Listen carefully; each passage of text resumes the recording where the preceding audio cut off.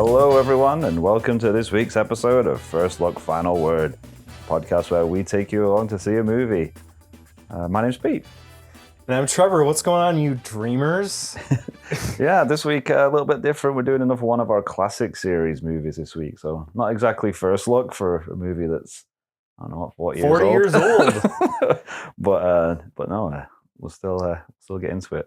It's the 40th anniversary of A Nightmare on Elm Street. Yes, the classic. Should I dive into the synopsis here? Yeah, go for it. Let's kick us off. Okay, so tagline is, if Nancy doesn't wake up screaming, she won't wake up at all. It's a little. I was going to say, is that wordy as a tagline. Short but sweet? Like, I feel like. No, so that's the taglines. So the synopsis is. I thought it was the whole thing.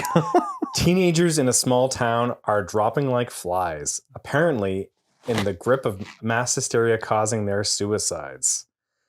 A cop's daughter, Nancy Thompson, traces the cause to Freddy Krueger, who was burned alive by angry parents many years before.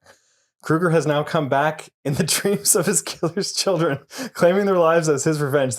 You didn't really care about spoilers back in the day, did they? This is really spoiling it. Oh my gosh. So I guess we don't have to worry about spoilers then this week's episode. Nancy and her boyfriend Glenn, it's not even done. Nancy and boyfriend Glenn and then at the end must devise a plan to lure the monster out of the realm of nightmares and into the real world. Like, that's just their plan towards the end of the movie. I guess just take all the mystery out of it, I suppose. But oh well. Yeah, so I mean, everyone knows Nightmare on Elm Street by this point, right? Yeah, but like, I hope you're not listening to this if you've never seen it, and we're hoping to be surprised by what's going to go on in this movie. That's a synopsis off Letterboxd, and usually they do a better job than IMDb. Well, I feel like back in the day they weren't as concerned about giving stuff away.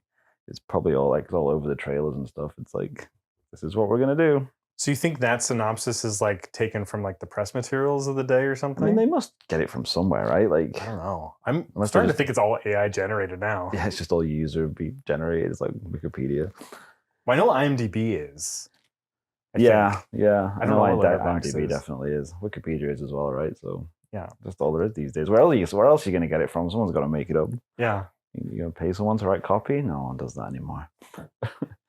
Yeah, so we're getting into spooky season, Trevor. We figured it's October. We figured we'd finally get into some horror movie stuff because I've been a giant chicken so far on the podcast, and we haven't really. Have we done I don't think we've done a horror movie. We've done The Shining. We did do The Shining in our classic series. That's right. Yeah, and I feel like if you can vamp for a second, I'll look up at our episode list. But I feel like we've kind of. Oh yeah, Alien Romulus is horror adjacent. We never did The Thing, did we? I know we went to see it, but I think that was pre-pod era. Yeah, that was before we did the podcast. Yeah, that would have been a good one. We'll have to do a Thing episode one day. Yeah, so we did The Shrouds, which I guess some people could argue was a horror movie. I'd just argue it's nothing. We did Megalopolis. That was horror. The horror. That was horrible. So Coraline is horror adjacent. Yeah. So there you go. I should give myself more credit. Let's see. When I think horror, though, I think slasher. This is a very specific thing where it's like properly scary. Yeah. So this is definitely like the hardest horror movie we would have seen. Yeah, and then this was the era for that kind of stuff, right? Like, and then we'll get into it. Like when we were growing up, it was almost like the new Universal monsters. It's like it moved away from the old style monsters, and they sort of created their new ones, which I feel like they haven't really done anymore. But I like Freddy and Jason and Michael Myers and Pinhead and all the classic like 80s monsters. Like there's nothing kind of on that same scale. What's the equivalent today? Because like they had the classic Universal monsters, right? And then we had the 80s slasher monsters. Yeah. Like, what would be the equivalent? Maybe I'm just not a fan of modern horror. Annabelle? Yeah, there you go. What's that series called? Is that in the Conjuring series? Yeah, I think so, right? Yeah, I guess that makes sense. That's like the Nun, wasn't that one? I'm not seeing. Yeah, that's a huge blind spot for me, is those movies. I've heard they're decent though, like obviously. I really like obviously a sliding scale of quality, but I've heard some of them are really good. I mentioned on an earlier episode that I try to go through one horror franchise at least a year. The next one. So I'm doing Texas Chainsaw Massacre right now. I would like to dive into like the whole Conjuring expanded universe thing. Yeah, it's funny because I know I've said in the past on the pod that I don't really watch a lot of horror, but I've seen a few of those Conjuring movies, and I remember thinking they were decent. Oh, you know what? Jigsaw would be kind of the closest to like the. Yeah, that's true. That's true. Yeah, the thing on the bike. That was more like he's just a dude, isn't he? He's a dude, and he died very early in the series. Then they bring him back. Well, it's I love how they brought him back, but just like they bring him back in like prequels. flashbacks. Yeah, they brought him back in like right? flashbacks. So he was supposed to be younger, but they just didn't do any kind of makeup or de-aging. Yeah. I think they put a backwards baseball cap on him in one scene. It's like, yeah, he's supposed to be 30 years younger, so it looks literally like a 70-year-old with a backwards cap on. Yeah. Like, hey, fellow kids. Well, I guess maybe a good answer to the question of like why there hasn't been a new Freddy, right? Is because we're in an age where revisiting IP is really big, right? Yeah. So we've got a lot of. To your point, there hasn't been a new Freddy, but there was a new Freddy. There was a new Freddy, yeah. They redid Freddy. But yeah, so like we're in like right smack dab in the middle of horror requels right now. Like they've done several new Texas Chainsaws. They've done several new Halloweens. Mm-hmm. They've done a new Freddy, though they haven't done like a requel. They've done a reboot. Yeah, and they did a Evil Dead reboot as well. Evil Dead reboot. Yeah. What the heck was I just about to say? It's interesting though that sometimes they will literally just reboot it, and other times they try and extend it. Like they did that with Halloween, right? Yeah. So that's interesting. Well, because I think I guess like Scream 5 did this as well, and commented on this. I was going to say the Scream series as well, right? Fans want something new and old at the same time, right? Yeah, it's a hard line to tread, right? Because you don't want to just rehash the old stuff. I was going to say Hellraiser. Oh yeah, and the new Hellraiser is like pretty decent, actually. I've not seen the new one. Is that a remake or is that a requel? It's a remake. It's a remake. I don't think it's in. Hellraiser was one that I never got into. Hellraiser's the best. Yeah. Well, like what are they? Nightmare is kind of my franchise, and then Hellraiser is also up there. What are they called? Cenobites, is it or something? Yeah, Cenobites. All the freaky guys in there. Yeah. I think that was freaky S&M. I think that was a little bit too much for me when I was younger, and I just never revisited it. Because we should probably get into it about like our history with it, because I think that's the thing with me. In my younger years, I remember being quite into it, but like never to the point where I watched like all the movies. Well, because I think I gave up by the time I was like an older teenager. I think I got a bit too scared of it. But when I was younger, I was definitely like in that era of like Child's Play was a big one that we used to have in our house. Big Chucky fans in our house. They just announced this week that the TV series was canceled. Was that Chucky and the wife, or was that the last movie? Bride of Chucky? Chucky? I don't know what they've done these days. Well, I think Seed of Chucky's been the last movie, but they did 2 seasons of a TV show. Or did they? When did that happen? That totally passed me by. Last 2 years, really? Right? So yeah. Wow. I never watched this series, but like, how do you string out into a TV show?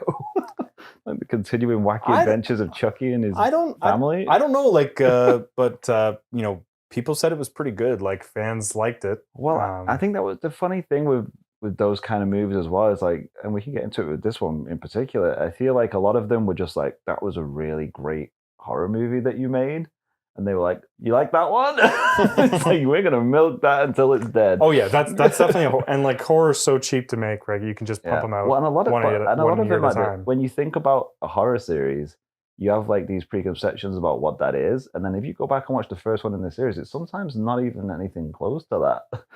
Yeah, like Friday the 13th, yeah, be the prime example. Yeah, well, that's what I mean. Exactly right. Like, it ended up just being like he was like throwing one-liners out and like just doing gags and just like killing people in loads of crazy ways. In the first one, he's like, we'll get into it after we've watched it, but it's not like that at all. And Halloween was the same, right? Well, yeah, and like, yeah, because Freddy especially like has kind of a crazy legacy that took on a life of its own in the pop culture. Yeah. Oh, you said Friday the 13th, right? That's yeah, it's Jason. That's Jason, because that was the same thing. It wasn't even him in the first one, right? Yeah, it was his mom. And then the second one, he's just wearing, like, it is him. Right. Even though, like him coming back in the second one still didn't make any sense. No. Because, like, the whole point is that he died in the first one. Wasn't that, so then they have, like, not post-credit scene, but the scene right at the end where he jumps out of the lake, right? Yes. Which is, I feel like they just started putting that in. I feel like that was the start of like, throw something in at the end to make it so. I think that so was he could come back. that was a studio note, like leave it open for a sequel or whatever. And then, there's definitely a lot of that going on. In the second one, he's just wearing a bag over his head. Right. It's not till the third movie that he actually wears the hockey mask, which is crazy because that is like exactly what you think of when you think about that character, right? And he wasn't like, the character didn't even really exist in the first one. In the second one, he didn't look like that at all. It's like, it's crazy. And fourth one, he dies like for real. And fifth one, it's like someone pretending to be him. Right. And then sixth one, he comes back as a zombie, and then that's kind of the Jason everybody knows and loves. That's like this so far along into the franchise. It's insane. But yeah, like you're right. Like Freddy, like he starts off very menacing, and then he does get a little campy as it goes along. Got a bit cartoony, right? Like once you get to Freddy versus Jason, that's. Do you like that one? I've only seen it once when it first came out, and I remember enjoying it for what it was. Yeah, it's super fun. But I saw some clips online, and it's like, man, that is insane. How is he doing that? Like some of the stuff that comes out of his mouth, it's like, oh my god. Like, it's just not the same character as from Nightmare on Elm Street, at all. Well, we kind of hinted at this before. So, what was kind of your history with this franchise and maybe this horror one in general as a kid? This one I didn't see as much. I think I remember my mom was very cautious of like letting us watch horror stuff. And she'd read or heard from something that this movie was about a child molester. Yeah. So she was like, she wouldn't let us go anywhere near it. But then obviously that just makes you want to watch it. I remember watching the first one and being terrified.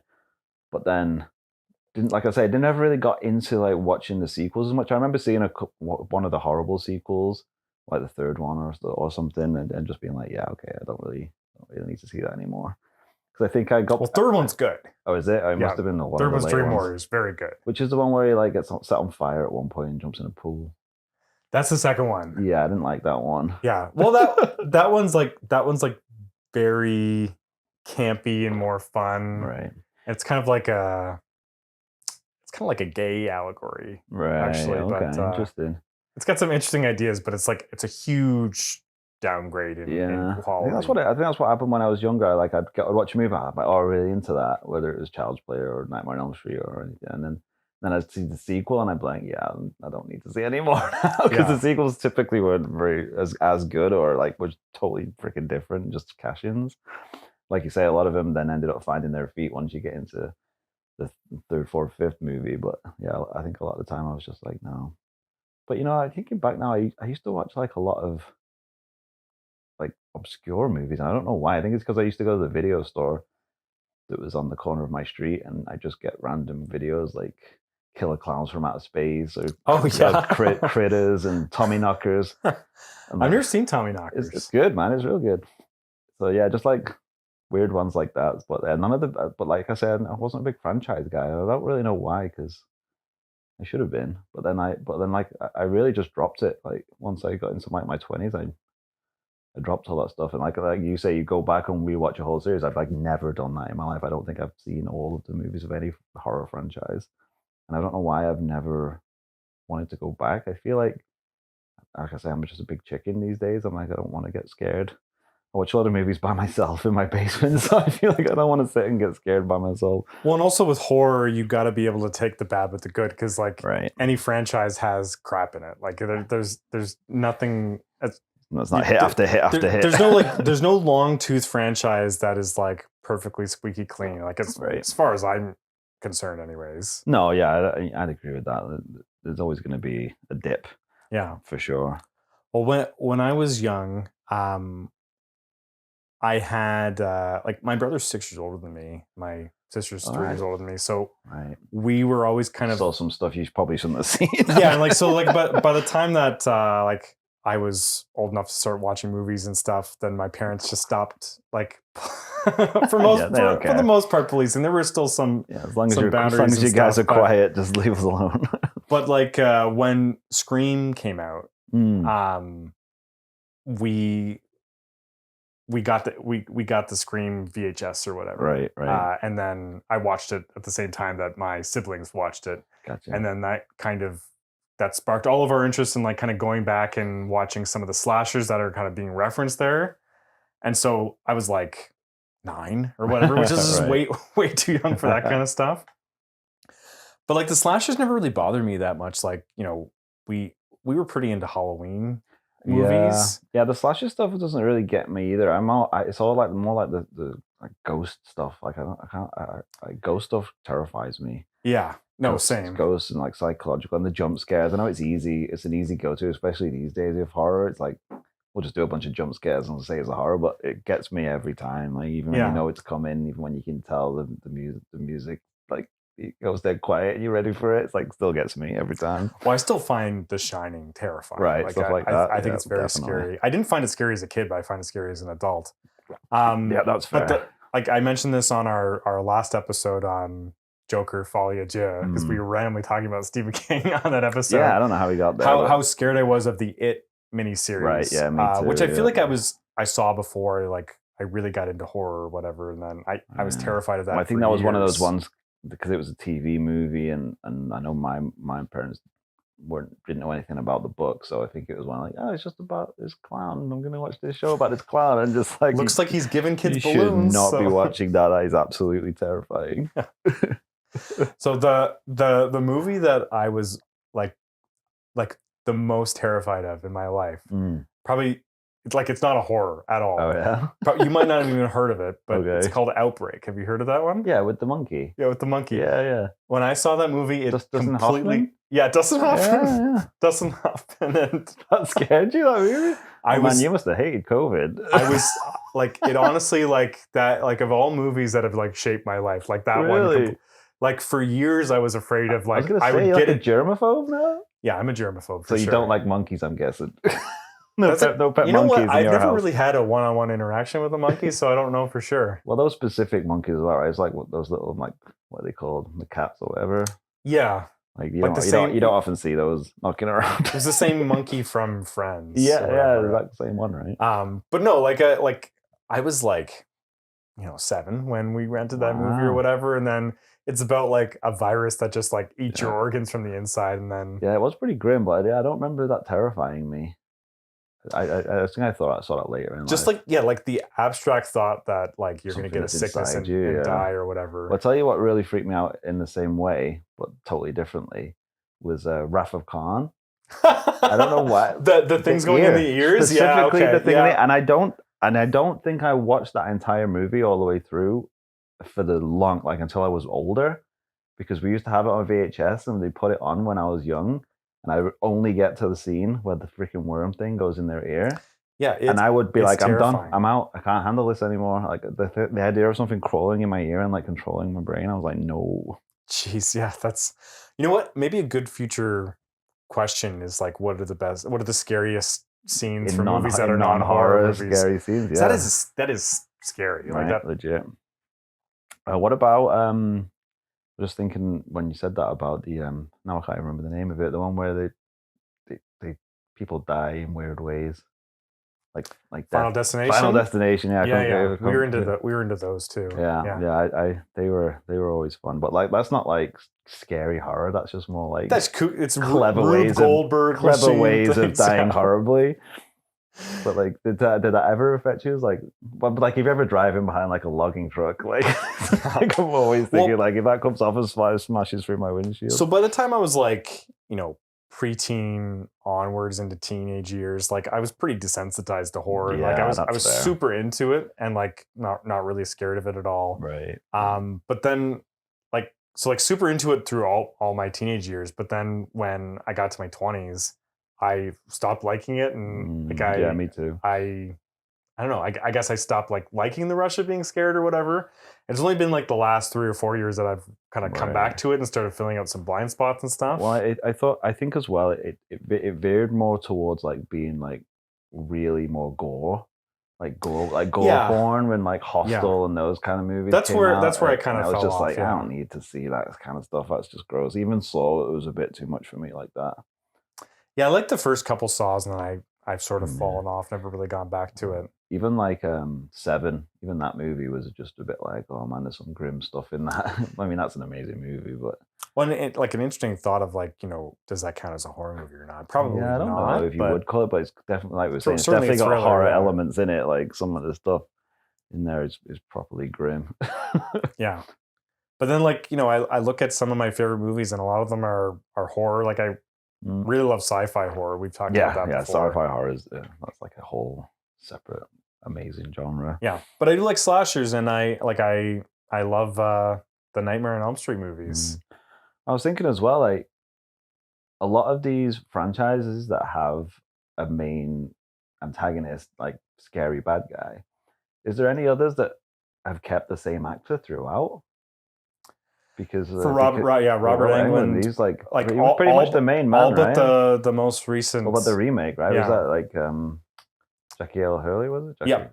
Jackie L. Hurley? I forget Rorschach himself. Rorschach himself. I think I've got his name wrong, but you know what I mean. He was okay. Like I didn't see it. Like I just feel like it's not going to be the same. It's not good. I'm not gonna like. It's not his fault. Like he's completely in step with the tone of that movie. Okay, right. It's just well, so you mentioned that your mom had heard that Freddy was a child molester. Well, I forgot to hit up on that because I was reading up on it today, and it was supposed in the script he was. Yes, and then they toned it down. They took it out because they were scared. Like, you watch Nightmare on Elm Street, and like that subtext is clearly there without them having to say it. Yeah, and then and then in the new one, I heard they lean into it a bit more. Like, it's like literally like that. Starts with him abusing a kid. That is the plot of the movie. Like it's like Rooney Mara discovering her trauma, which it's a bit of a bummer. Like it is. Yeah, you don't need to focus on that stuff, man. I mean, because like I said, the subtext was already there, and like it just makes it like a really like it makes it a slog to get through it. Yeah, like, it just makes you feel a bit gross, right? Which is, I mean, it's a horror movie. I guess you can feel gross, but you don't want to just feel like, oh man. Yeah, but like the Nightmare movies are also like a lot of fun. Yeah, right? Like you want to have fun. Like, I know we're talking about the whole time. We were talking about treading that line earlier as well, and it is that, right? It's like you can't. The best horror movies can also make you laugh, right? And I think that was a good balance they could hit in the 80s, which they seem to struggle with these days. You can't be too earnest, I think, otherwise it just becomes too grim. Well, because really, like, we're about to sit down and watch a movie where a bunch of teens get murdered, right? Like, it's pretty depressing, but like, there has to be some kind of like suspension of disbelief, right? Yeah, true enough. Yeah, you don't want it to start off with like. And I think that's why I read that they like dialed it back, because I think there was like a big case of like a big child molestation case in California or something, and they're like, this is too close to home, man. Like we need to pull this back a bit because people are just going to be like, this literally just happened in the news. It was a good decision. yeah. Well, like Freddy became like this huge pop culture icon. Right? Like he was in like rap videos and stuff like that. He was in commercials. Like you can see all these on YouTube now. And Did they have a Saturday morning cartoon for him? I feel like they could have not quite. They probably could have sung that at some point, because he does still murder teenagers, right? So I guess. But like, like he's a household name. I don't think it would quite be the same if he was also a child molester. Yeah, I know, right? It's like, yeah, you don't want to. I mean, because you can be a fan of Freddy. You could be a fan of Freddy Krueger, but you don't want to be a fan of a child molester necessarily. No, you got murderer, fine. Child molester, you're going too far. It's kind of funny how that's like the weird line to draw, right? Like, yeah, it's. But to your point, it's like murdering is just like you can suspend your disbelief and like, oh, it's just a funny killing. Yeah, like thing. Everyone enjoys a good kill, right? Yeah. And like they're like old teenagers. It's not like it's like it's not like it's like kids, right? Like there's a reason why there's no movies about kids getting murdered that's like supposed to be entertaining. I'm sure there is. Nothing's coming to the top of my head right now. Did you ever see, just going a little bit on a tangent here, did you ever see, what was the name of that movie they did that was like a comedy? Was it like Tucker and Dale versus Evil? I never saw it, but it's good. Yeah, it's pretty good because it's like from the point of view of the killer, but they're not actually killers. They're just like two hillbillies, but every scene they look like murderers from the point of view of like the teenagers. Oh, okay. So like they were like they've seen what they're. I never knew what the actual premise was. Yeah, so they go to like the creepy gas station in the boonies, and like these two creepy hillbillies are there, and they're like, those guys look creepy, and like cuts to them and like doing something that looks real creepy. But then it goes to their point where it's like, oh, we should go talk to those guys over there and see if they need any help. And it's like, no, we'll just so like they go over to help them, but it looks like they're like creepy. So like they're like supposed to be like the Sawyers from Texas Chainsaw, right? Like that yeah, sort of thing. Yeah, or exactly. Yeah, so, but they're actually just super nice guys. So then these teenagers Is think they're murderers, so they go like, oh, we're gonna go fight him. So the teenagers are trying to fight against them, but as they're trying to fight against them, they get themselves killed horribly. Oh, that's hilarious. So it still has all the like crazy kills, but they're not actually trying to do it. It's just accidents. I got to put that one on the top of my list. That sounds great. Honestly, it's not. It's the guy from Firefly, right? Yeah, yeah. I can't remember. Yeah, what's his name? I've just been watching Doom Patrol, and he's in that too. I love him. He's in so many good things, but now his name's just totally escaped me. He's great. Yeah, yeah. Anyway, yeah, it's not as good as you hope it's going to be because the premise is amazing and it doesn't work 100%, but it's worth watching. It's pretty funny, even just for the few scenes where you're just like, that's pretty well done. Yeah. But that's a killer premise. Yeah. Killer, you get it? Didn't even mean to. Well, here we go. Well, I think we're gonna try to do a pun intended. We're gonna try to do a horror or horror adjacent movie each episode during October, it's right? Spooky season, right? We're in October now. Halloween's just right around the corner, and people. I think we're open for input too. If someone wants to throw some suggestions out towards us. Yeah, this one seemed like a pretty good start, especially because it's the anniversary. This year is the 40th anniversary. 40th anniversary. Yeah, lots of people are going to be going to the theater to see this one. So yeah, so this is a good start, I think. But yeah, let us know, guys. Which other classic horror do you want us to tackle? Even maybe we don't technically have to do classic, right? We can do some modern horrors that maybe we've not seen. Sort of skip. Is there any modern horrors that you haven't seen? Well, I'm interested in Longlegs. Yes, we never ended up seeing that one. I do want to see that. So maybe think about that very recent one. Yeah, that is a good one. What was the one? Oh, I can't remember what it is now. But anyway, moving on. The Babadook. Did you see the Babadook? I love the Babadook. I've not seen the Babadook. Oh, we could add that on there. It's honestly like a great movie. Like it's really, really I heard good. it was really good, so that's why I was trying to remember the name of it. It's like that and It Follows. Have you ever seen that one? No, that's the other one. Yeah, it's like really, really good. Like high concept, like sort of like artsy horror. Yeah, there's a few of them come out because like they're doing a sequel to that Smile movie. Did you ever see that? Yeah, that's the second one. I've not seen any of those like that one. That Smile, the one so where I would say like watch It Follows before Smile. Okay, Smile is good. Right, it's kind of doing the same sort of idea as It Follows. And I had another one in my brain there that I've totally forgot now.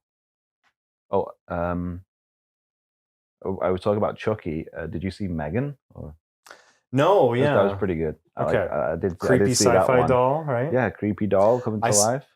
Yeah, good. I saw that. I think it's on Prime now, right? Right. Yeah, I think so. Last night I watched the new one on Netflix. Let me look up the name of this one. Like a new horror movie? There's a new horror movie on Netflix. It's pretty good. Oh, okay. Let me see. Like it's definitely like a Gen Z horror movie.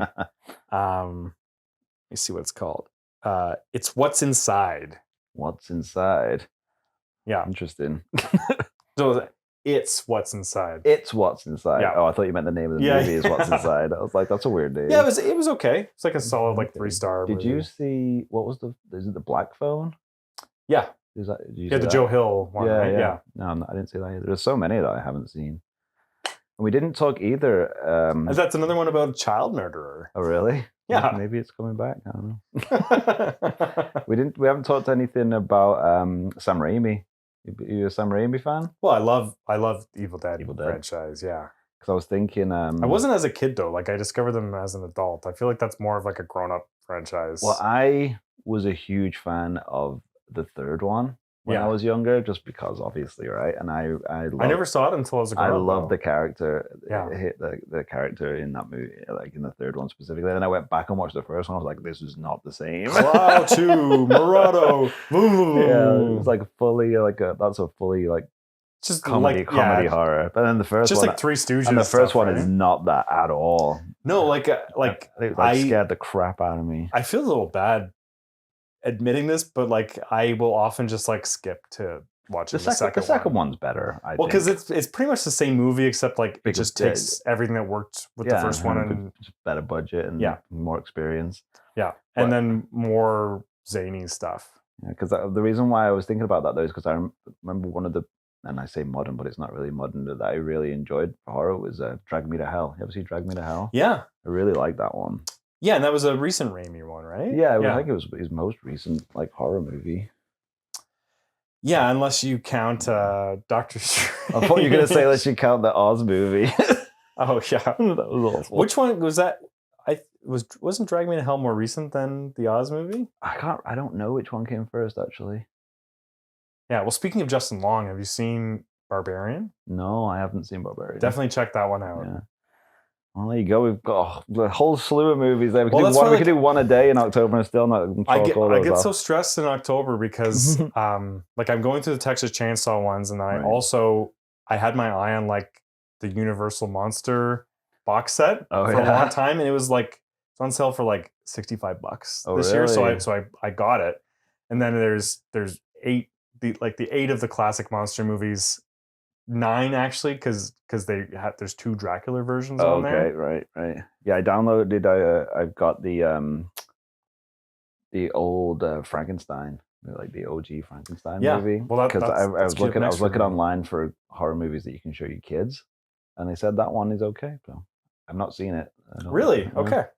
It's pretty good. Yeah, not seen any of the real classics. Well, that's one most people consider the sequel to be better, like Bride of Frankenstein. Right. Yeah. Oh well.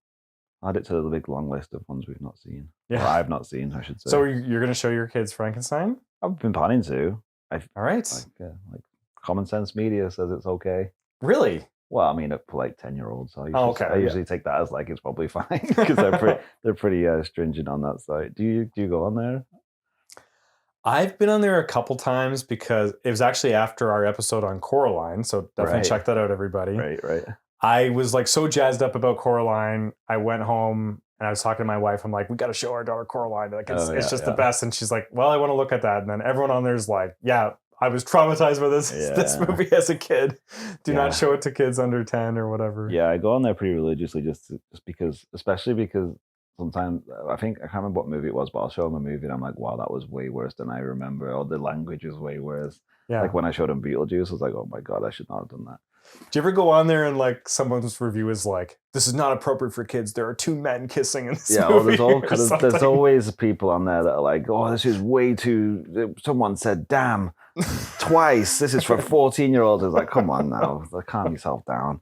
But yeah, there are a few people, because it is user-based, right? But I like that it's like, there's like you can have 100 people on there, and like 2 of them say consensus. 2 of them say it's for 15-year-olds, and like 3, some of them say it's show you 5-year-old it. They usually end up somewhere in the middle. That's what I mean. If they say that you have to be 10, I'm like, yeah, an 8-year-old's probably fine because people are a bit too strict on there. Yeah, but no, I use it all the time, especially because like it'll give you like, these are the words that they say, these are the things that happen, so you don't have to be be like, oops. That is good because my daughter's sensitive to like specific things. Right. So yeah, exactly. Some things are a bit more like, I don't mind a damn, but you're throwing in an F-bomb, and then you gotta be a bit concerned about when that's gonna show up. All right, so what do you think? Should we fire this one up? Yeah, we've been going like 35 minutes, so yeah, we go probably on average there. Okay, so for folks that are new to the podcast, so Pete and I are going to watch A Nightmare on Elm Street. Pop back on and tell you guys what we thought while avoiding spoilers, although we've kind of been spoiling this movie the whole time. Yeah, I think we're a 40-year-old movie. I think sorry, everybody. Statute of limitations. If you're listening to this episode and you haven't seen the movie that's been out for 40 years, I think that's on you guys. But we still will do, and we won't get into specifics, spoilery stuff. For the most part, maybe pretty short. Yeah, like the ending. I guess we don't have to get into the end or specific. Where Freddy and Nancy get married? Yeah, exactly. Yeah, we don't want to ruin that stuff. That should be a surprise for everyone watching. All right. Well, wish us luck, everybody. Yeah, don't go anywhere, guys. We'll be right back.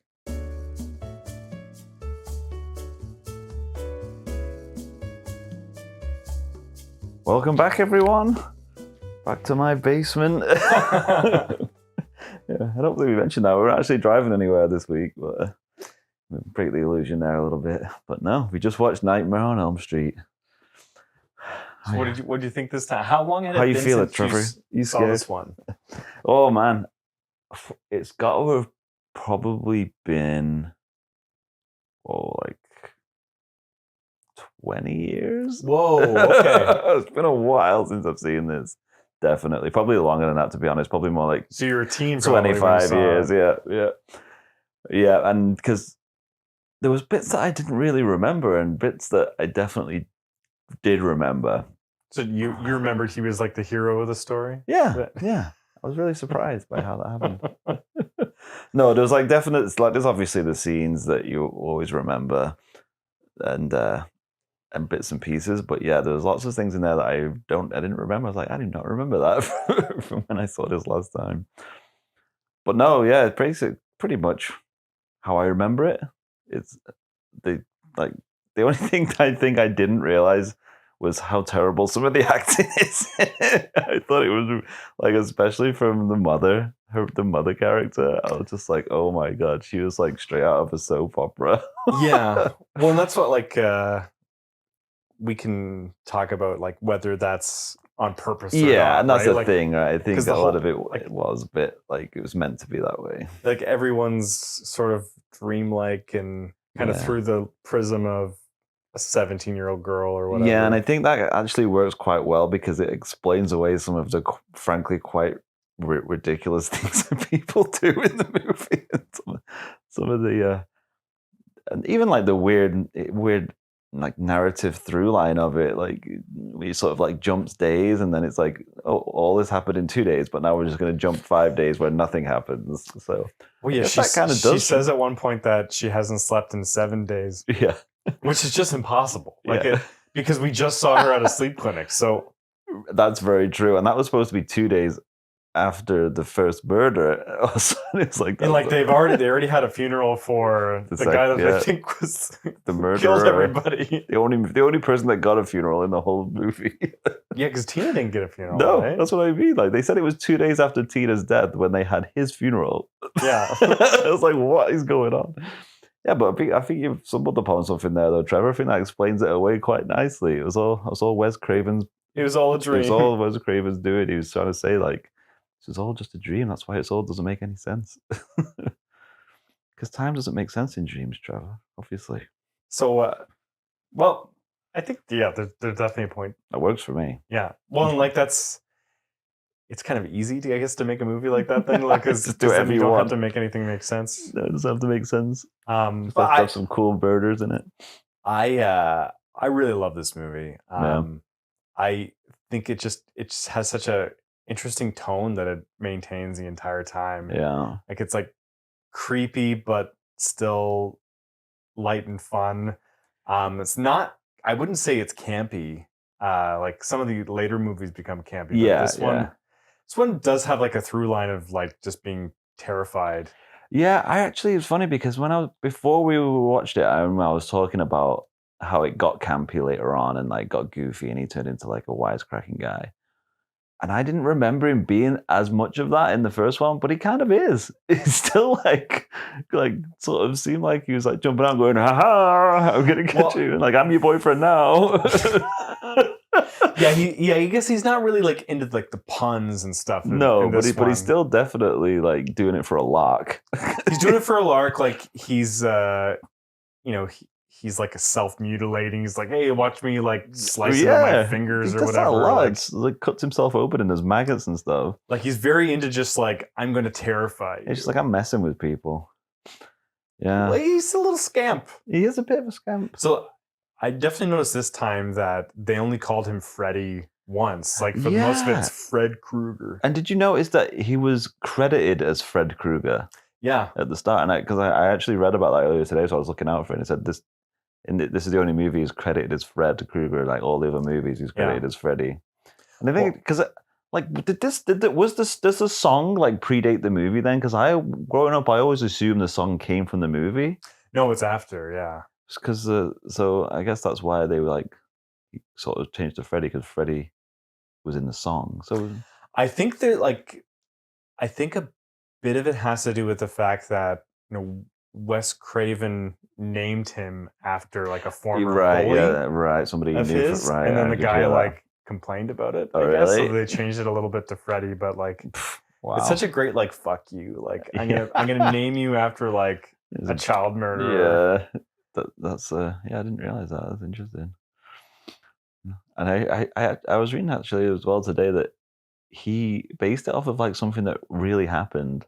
Like these people really like suddenly became terrified of sleeping and then tried to stay awake and then ended up finally falling asleep and then randomly dying. And then So it's like a mass hysteria thing. yeah, I don't know. He said it was just like a small group of people who like went crazy Oh, and like didn't want to sleep. And then when they did sleep, they ended up dying in their sleep, and no one could explain why. It's all Fred. right. It's Freddy. Well, It's obviously Freddy. it's obviously Fred. Yeah. I'm not going. I'm not going Freddy to sleep tonight. Krueger. Well, we talked a bit of, before we started the movie about like movies that scared us a lot as kids, and I feel like this movie really captures the feeling of I'm afraid to fall asleep because the Yeah. thing I'm afraid of is gonna come get me. It does a really good job of being terrifying while also being like a little goofy, like you said. Like it's Yeah. still scary as hell, man. It's still scary as hell, even though I kept thinking to myself like that is like the classic I'm in a horror movie run. Like they kept Yes. running, waving their arms around like they're in Scary Movie. He runs so goofy, right? And like Tina in that first Yeah, sequence. well, she was She's just like, yeah, but like when they wave their arms around in the air as they run, it's and like going as slow as humanly possible when they're trying to run for Yeah. their lives. It's like nobody would so run that way. that I feel like has just got to be like, they didn't quite catch it they didn't quite get it on the day of, right? Right, right. Because that can't be on purpose. I don't think. Well, I mean, it's hard to be like you have to run away like you're running for your life, but you're only going 10 feet, so like you have to like stretch it out a bit. It's like you can't really act that very well. Yeah, I feel like there's no way like that can be on purpose. Like I think that's Right, they just right. didn't catch it that day. Then that was the best. That Yeah, the some of editor it's could just got to do. be they're not that great at doing it. They're acting. So, what did you think of like Robert Englund's performance? Do you think he's I think he's pretty good, right? I mean, he's terrifying, right? He made it his own. Like, I don't. It's weird because I can't imagine any, even though it doesn't seem like it's a taxing thing, but I can't imagine anybody else playing it like that, like or as well as him, because he's just. I think it's just because he's so identifiable as that character. Like, I feel like if someone else popped up doing the same thing, you'd just be like, "That's weird." Yeah. I don't know what it is. I know maybe it's just because it's always been that way from growing up.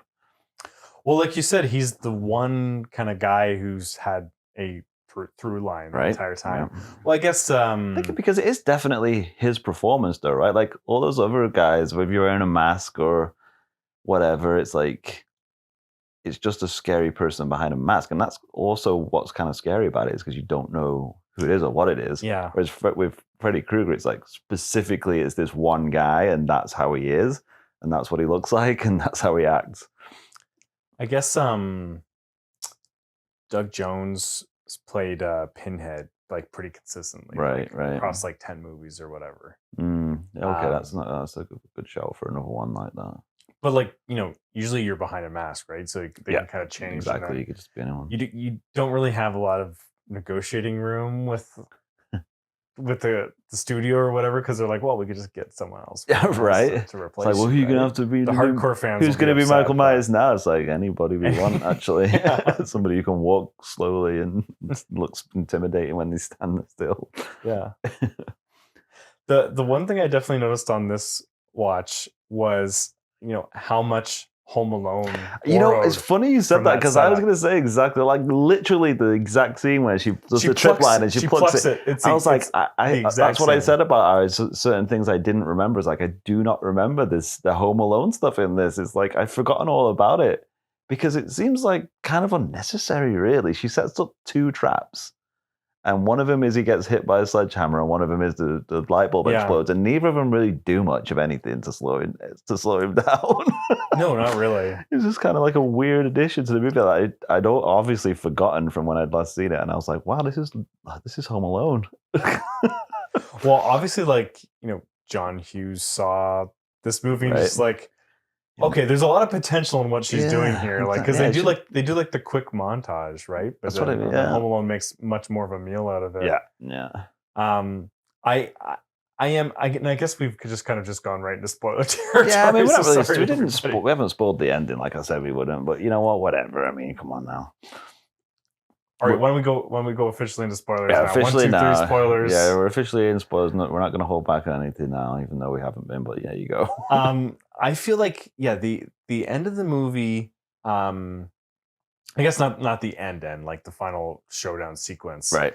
It's kind of like it's kind of doing two things at once because she's setting up like the elaborate trap. I'm going to pull him into the real world. Right. Then she's also got in her back pocket, I'm going to turn my back on him and say you're not real. Well, but like it seems like how are you like preparing a death trap house, but then also you can I read it as like she comes to that realization later. Like she tries to pull him out of the dream, and then she tries to kill him. And then she realizes that that's not possible, and it's actually still a dream. And the only way to beat a dream is by ignoring it, which Johnny Depp told me. I would buy that, but as she's like falling asleep with that 10-minute countdown for the final showdown, it has the Johnny Depp dialogue reminding her again. Does it? I didn't catch that. Yeah, so like as she's going into the final showdown for it, she's reminding herself that it's just a dream and it can't hurt her. You know what's funny? That scene where they were on the bridge and he talks about that, it seemed such a weird tacked on scene. It's just like out of nowhere they're just talking on the bridge, and then she's like, "Okay, I'm off to set some traps. Bye now." Yeah, like, and I think Johnny Depp is like pretty good in this movie for being his first movie. But like, how does that character know the stuff about like indigenous? That's what I mean. Some of the stuff that they doesn't... gave him in that movie is just kind of like he's just a cipher for like we need someone there we could throw some exposition through. Yeah, it's it was a bit of a thankless role, really, to be honest. I think he's the funniest character in the movie because like it's so tropey, right? Like because the first the first time when all the teens are together or whatever. That was a really Tina jarring. and her boyfriend go off to have sex or whatever, and then he's trying to kiss Nancy, and then she's like, "No, we can't do this. We got to be here for her." Yeah, and he's like, you got to sleep on the couch." Like, it doesn't make any sense. That guy was really intense, by the way. What was his name? He just fucking pulled a knife on him. He was like, even like when they first see him outside the school, he's like super intense, and he's just such a weird character. One, I always try to think like, is that actually her boyfriend, or is that just a crazy guy? It just seemed like a random guy who jumped out, and then it was like, oh no, that's actually her boyfriend. It's like, that's really odd. He's pulling switchblades on the guys, and straight away, you have a small dick, and then that was their fight. And then they ran away, and then he went, all right, and then walked off.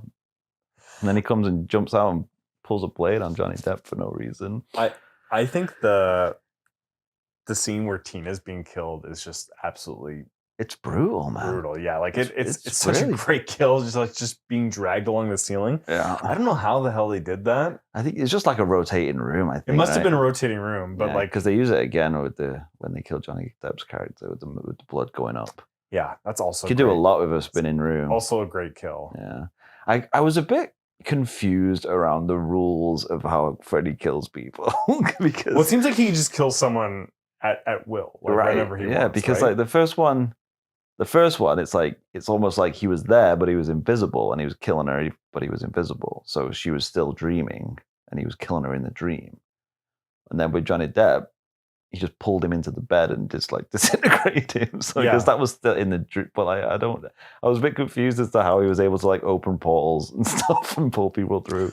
Well, it seems like really he should just be like, he's affecting your mind. Matrix rules. You die. Exactly. You die in the Matrix. You die in real life. But sometimes it's like, no, he's actually there. The fabric of space time. Like now he's actually in your bath and making your bath really deep, even though you're not asleep at this moment. I'm confused. I don't know. Because they made it out like he could only get you if you're asleep. That's the whole point of the movie. Yeah. But then I was a bit like, well, are you asleep or aren't you asleep? Well, because now I'm confused. There's also like the space in between being awake and being asleep. Yeah, that's true. Maybe that's what it's commenting on. But like really, this is just like, this is a franchise where, it's about dreams, so they can just do shit. It's about your mind, your brain being weird. Yeah. And it's about like how, parents suck. Yeah.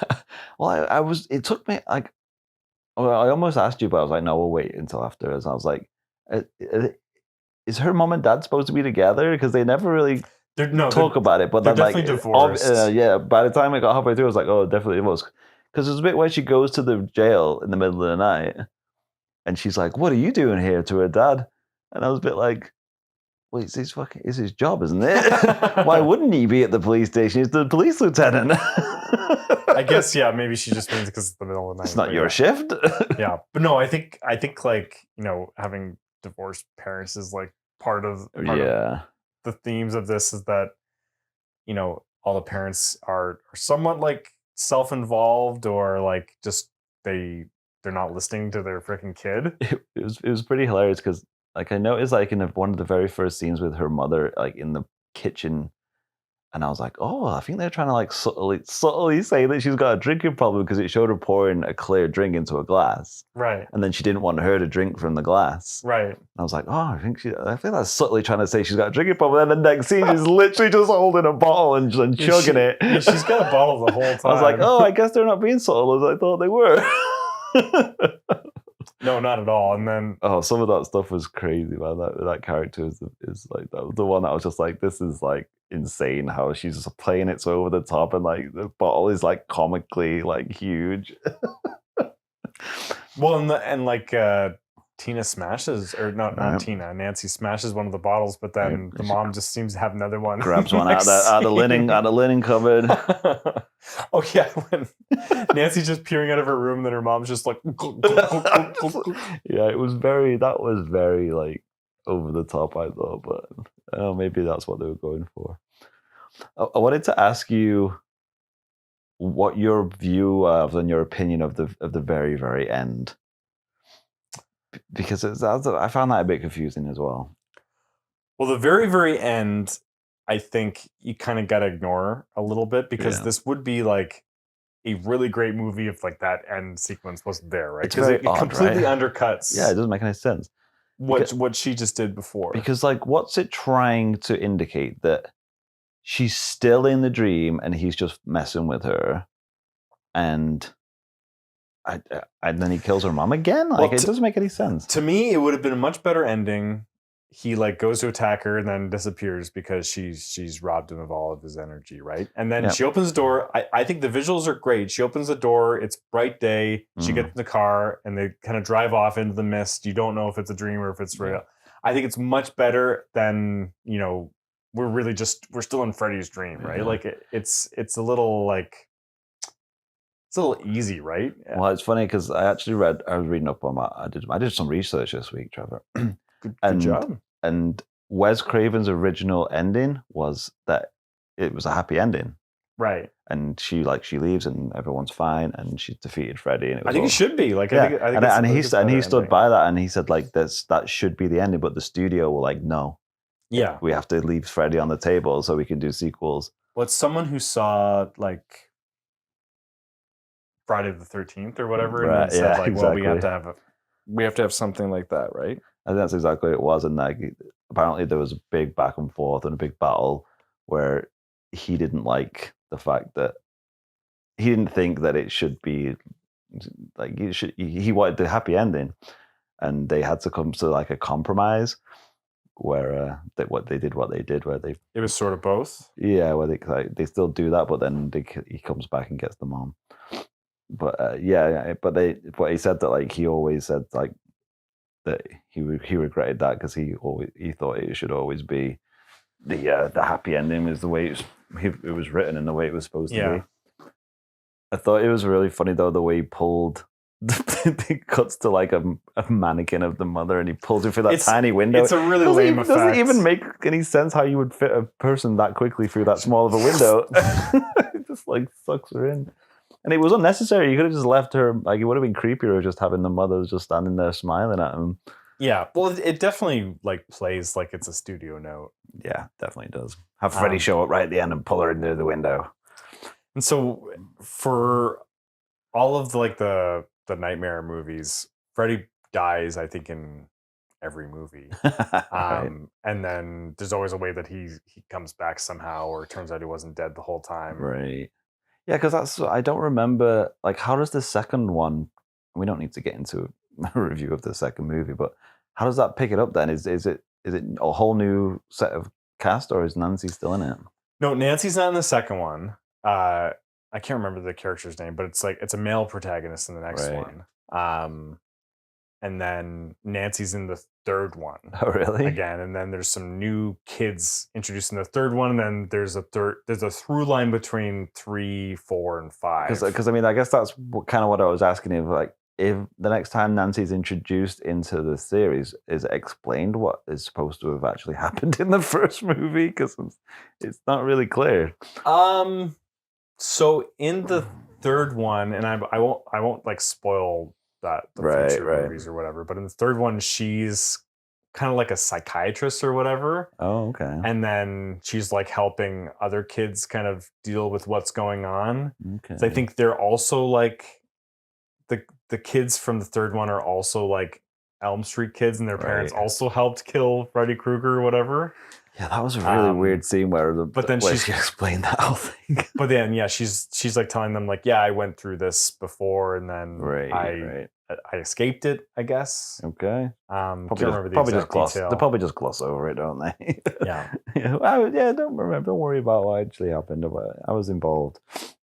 So there's a really like, I think it's like kind of a funny backstory that the sequels give to Freddy Krueger. Oh yeah, Because- funnier than molesting children. Well, I guess it's not funny, but it's like Funny how? because they can't just make him so that he's just like a really like bad dude, Right. bad dude who died and came back for vengeance, right? Yeah, Like they yeah. have to make him like he was evil kind of from the start. Yeah. So like the movies get very He's a demon. the movies get very Catholic Oh really? as it goes on. Well, this one was pretty Catholic. It was actually like, yeah. Which Which teenage girl has a crucifix over her bed? By the way, I don't know, Nancy, I guess. Like Goldfish Nancy. I think it wasn't her. She was in Tina's bed. Oh, that's true. Yeah. Like Tina's. Does she not also have crucifixes in her mom's house? One just showed up in her bed at one point, I think. Oh, okay. Yeah, I don't know. Oh no, was it? No, it was in the basement, was it? I can't remember. Yeah, it was in Freddy's bed when she went to the boiler room. Yeah. It was so confusing. Anyway, it's not...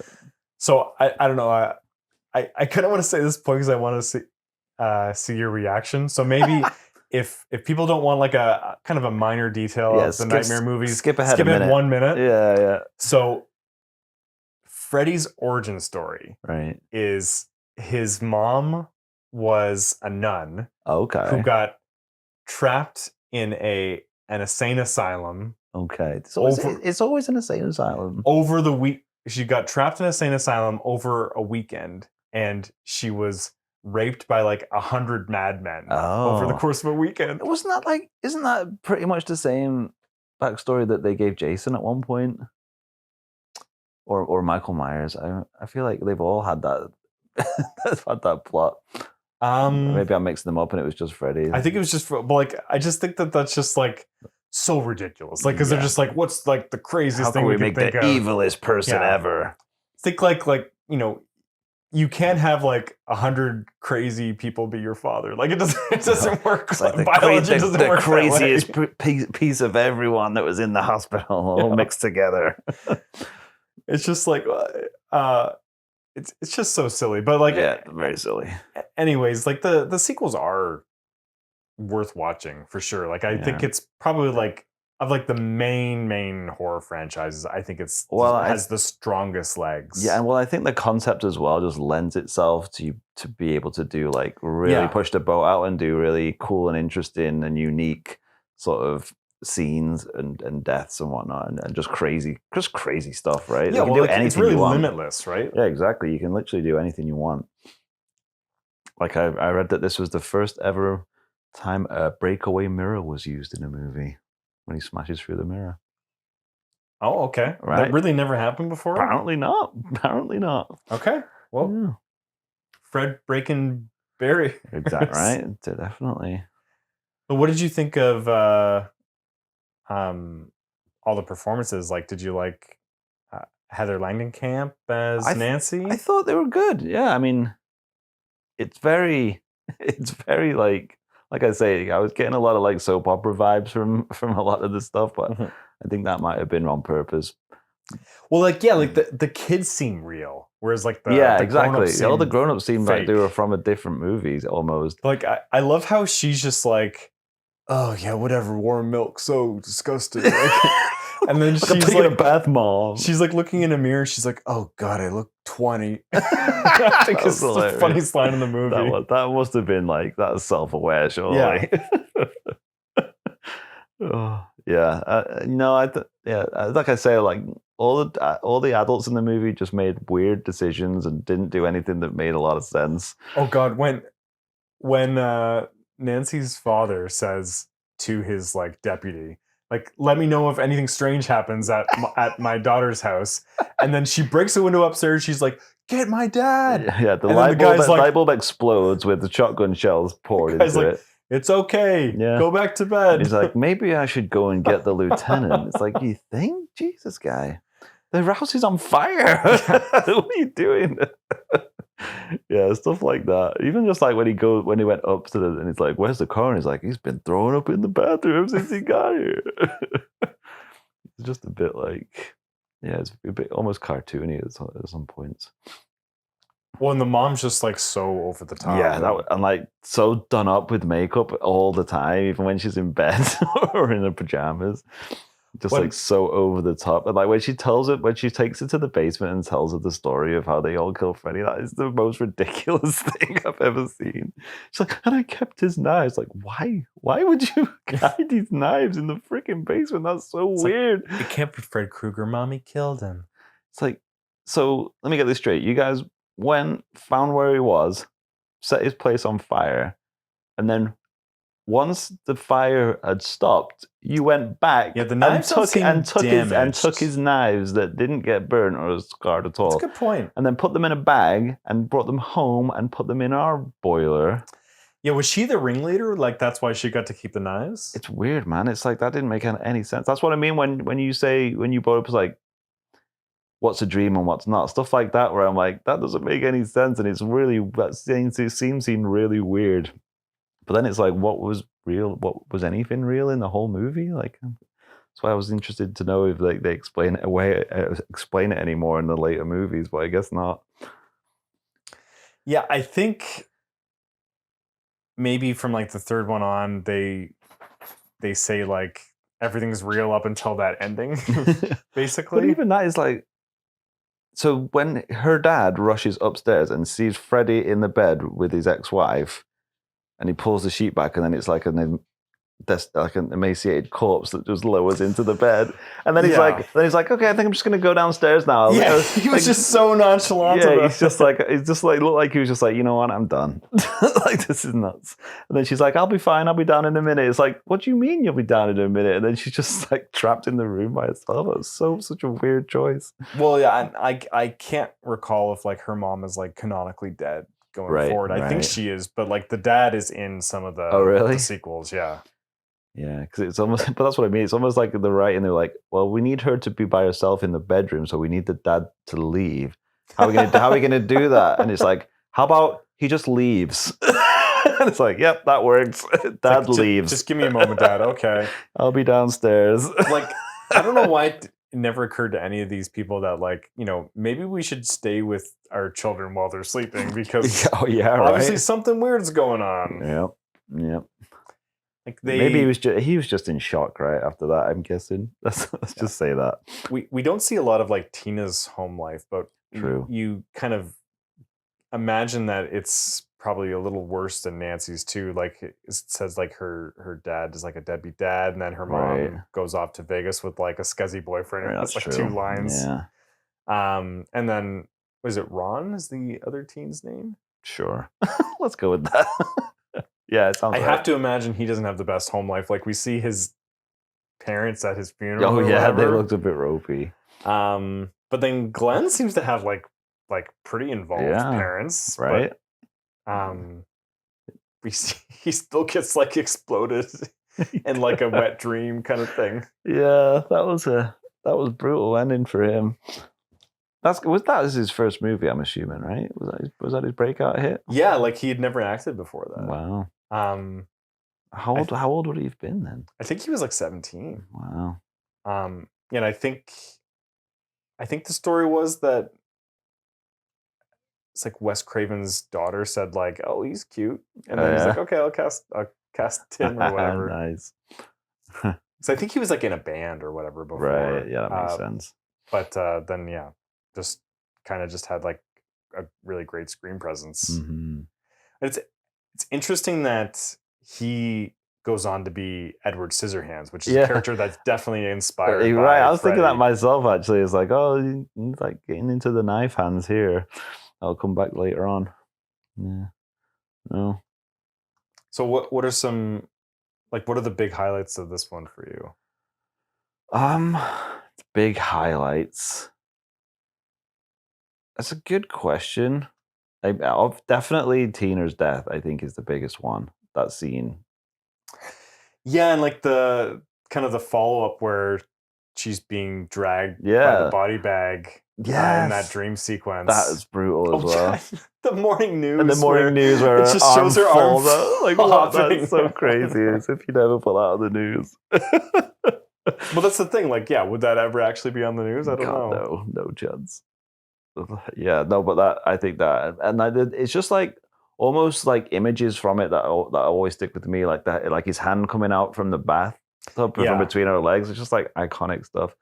And the one where he's above, like coming through the ceiling early on. Yeah. Which they was like, I was reading about that when they did that practically with just like stretching like rubber and then like I think they tried like a bunch of different methods for that. Yeah. But like it just looked so cool. That would be all CGI today. It would look like shit. Yeah, everything would be CGI, even the boiler room and everything. Yeah, just all green screen shit. Yeah, really this movie is just like a love letter to boiler rooms. There's a lot of boiler rooms. It's almost like they had a boiler room like, hey, let's use this boiler room. It's like the creepiest fucking place. You know what, the one thing that I didn't remember from watching before and was really weird in this movie, and I don't know why they made this choice, was like the first time you see Freddy and he did the extending arms thing. I love that. It's so weird though. It's such a weird There's no reason for it to be in the movie. It's such a weird choice. I really love it. Like he's just got like these like accordion arms. Yeah, and it's like it doesn't use it for anything, and it doesn't do it again. And he does it for a bit, and then he's just like, "Oh, now my arms are normal." And it's like, that was really weird. Why did you do that? Yeah, I feel like he brings those out at least like one more time in the sequels or whatever. But it's like, I'm going to use my accordion arm so I can scratch the wall, and it's like, what you mean? Rather than walk 3 feet? Like that's not really scary. I think they just throw a lot of stuff. Yeah, it's just like, why not, man? Let's just wonder what happens if what it look like. There are no bad ideas. To be fair, if I saw a guy and his arms suddenly grew super long, it'd be pretty freaked out. Yeah. give and then the next scene, he's just like, "Hey, look at me!" And then he just chops and randomly chops his finger. It was so weird. It was almost like he gets off on that shit, getting really wacky like right out the gate. I also read that he only has 7 minutes of screen time in the movie. Seemed like there was way more though. Yeah, I guess like that's just like people like doing the stopwatch thing or whatever. I guess it must be right. Yeah, well, makes sense. But he was in it more than I would. It seemed like it was. I mean, it was only a 90-minute movie. It's not long. Well, they definitely weren't afraid for him to look goofy already. In this no, exactly. That's what I mean. In my head, he wasn't as goofy as he was in this, but like still terrifying. It's just like really interesting how they managed to pull that off. Kind of almost makes it more terrifying that he's obviously just like having a great time and just dicking around. You know what I mean? He's just like, check my fingers out. Choo, I'm chopping him off. I'm a crazy MFer. It's like, okay, this guy's nuts. It's like, I'm living for this shit, man. I love it. I saw that you noticed the Evil Dead cameo of this. She's watching Evil Dead. When I saw at the end, it said special thanks to Sam Raimi. Yeah, I was reading up on that as well, and I guess like they really piled it up because in Evil Dead 2, Freddy's glove is on the wall in the shed. Okay. And I was reading about that today. It was the actual prop from that. That's really cool. Elm Street, and then they used it in the second Nightmare on Elm Street movie, and then it went missing, and they had to recreate it. Oh, so it's only on screen in 3 different movies. Evil Dead 2 being one of them. I wonder if that'll ever show up. Well, they said it was Robert Englund's agent. Apparently, has it still? He's got it in his house somewhere. Okay. Yeah, he stole Just stole it. Just stole it off set. So then this must have come out like just after Evil Dead. Yeah, I think it was a before couple of Evil Dead years. 2. A couple of years after Evil Dead, I think. But yeah, no. Apparently, they were like really admirers of each other, so would give each other nods. Okay. Yeah, pretty cool. I didn't realize that until I read that today. That'd be a fun hangout. Sam Raimi and Wes Craven. I say, well, yeah, and Wes Craven's dead now, but Yeah. bring Sam Raimi in to do another Nightmare. Nightmare movie, maybe. Yeah, that would have been interesting. Did you ever see the new Wes Craven's New Nightmare? Yeah, so I remember when that came out. Is that like he comes into the real world or something? Yeah, so like that actually, like it stars Heather Langenkamp as herself. Right, yeah. And then like Wes Craven appears in the movie as himself. Yeah, it's very meta, right? And then they talk about how like, you know, there's just this evil force, and then it like takes various shapes throughout history or whatever. And just recently it's taken the shape of Freddy. Okay. And then he kind of just like bursts into the real world. Interesting. Yeah, and it's pretty good. It's like a lot of people like it more than this first one. Really? It's pretty good. Like very like Wes Craven, gotta give him credit. Like he reinvented horror like multiple times throughout his career. True. Because I remember when that came out, it was like there was a huge buzz around it, but I never did watch it. Yes, I think that came out like a couple of years before Scream, so he was already kind of like in the mindset of like, I need to kind of deconstruct horror. Right. Yeah.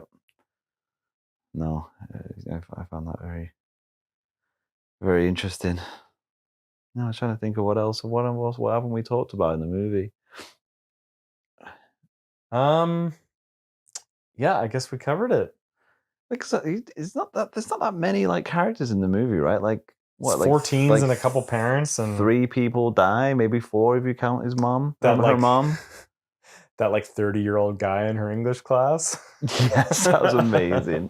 Oh my word! When they showed their high school class, and they were all just looked like they were teachers. The whole high school sequence works so well. The detail I noticed this time was they had that kid stand up at the front, and he was reading Julius Caesar, and he was doing a real creepy. He's doing a bad job. And then she falls asleep, and then like his performance like really steps up a notch. Exactly. And then all the kids are like super just stock still, staring forward.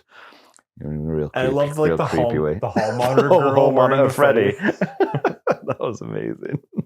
Like stuff like that, it could have been straight out of Scream when you think about it. Like was it in Scream where they had like there's a janitor. They call him Fred at one point. I think. And it's Henry Winkler like opens up the door, and he's like screaming at something, and then the janitor turns around, and he's like, "What'd you say to me?" And he's like, "Oh, not you, Fred." Yeah. Nice little reference there. Yeah. So would you recommend The Nightmare on Elm Street? Yes, it's a classic, right? There's no denying it's a nailed on horror classic. Yeah, for me. One of the best ever, I would still say. Yeah. It's a classic example of that kind of movie.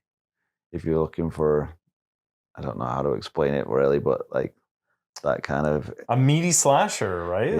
Yeah, and like one of the ones that it's like quintessential, right? It's like all the movies that try and ape it or make fun of it or satire or make a big satire of it. Like this is what it's trying to do. This is what it's aiming at. This kind of movie, and this is a perfect example of it. Yeah.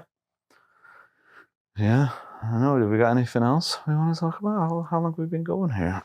It's hard when we're not driving. It's hard to figure out how long we've been recording. Yeah. So we've done 40 minutes. Wow. As we said before, we're going to be in the horror genre for the rest of October, or let us know like what's I kind of want to do another start of a franchise movie. We should do maybe we should do Friday the 13th or Halloween or something. Yeah, well, leave it up to the fans too. Like, let us know, man. Let us know what you want us to taking requests. Yeah. Maybe you'd rather us do like you say, a newer one, a newer horror. Maybe we'll do Long Legs. Who knows? You guys tell us. Yeah. We'll see. Okay, anything else, Pete? No, I don't think we've talked about Freddy Krueger for enough now. Now October started. We've got into that. I'm getting in the Halloween spirit here. Now Trevor. I got to go home and go to bed. You got to walk home in the dark, man. That's true. I didn't think about that. Be careful. Just don't fall asleep while you're walking home. It's quite possible. I was up very early this morning. Freddy will get you, man. Don't do it. Take some of those. I did like that. The pill bottles she had, those like stay awake pills. It was like, that's definitely a real pill. Like he'd printed it off his laser printer and stuck the label on. I honestly think today I've had as much coffee as Nancy. Oh yeah, she did real well. She had a hidden coffee. Yeah, if you got a coffee pot under your bed at home, Trevor, just in case. Fucking mom was so oblivious. Like she was brewing coffee, you could hear it percolating. Yeah, she's like, I'll take this crap and then I'll just leave. It's like, well, I got a second one, mom. You stupid bitch. There's no way you could drink that much coffee and still be a functioning person. Like no sleep and just just caffeine for 7 days. Like you'd have like heart failure. Yeah, you'd be dead. Right? You'd be dead. Definitely. All right, man. All right. Well, that's definitely enough for today. Drop us a line at firstlookfinalwordpod@gmail.com. Yeah, that's right. Yeah, did I say that right? Pretty much right. Yeah. Yeah. Let us know what horror movies scared the HE double hockey sticks out of you guys when you were growing up, and what should we cover this month? Yeah. And do you guys agree that Nightmare on Elm Street is a nailed-on classic, or are there any dissenters out there? I don't think I've heard of any dissenters. I don't really hear people saying it's not a good movie, but there's got to be someone out there with a different opinion. Let us know.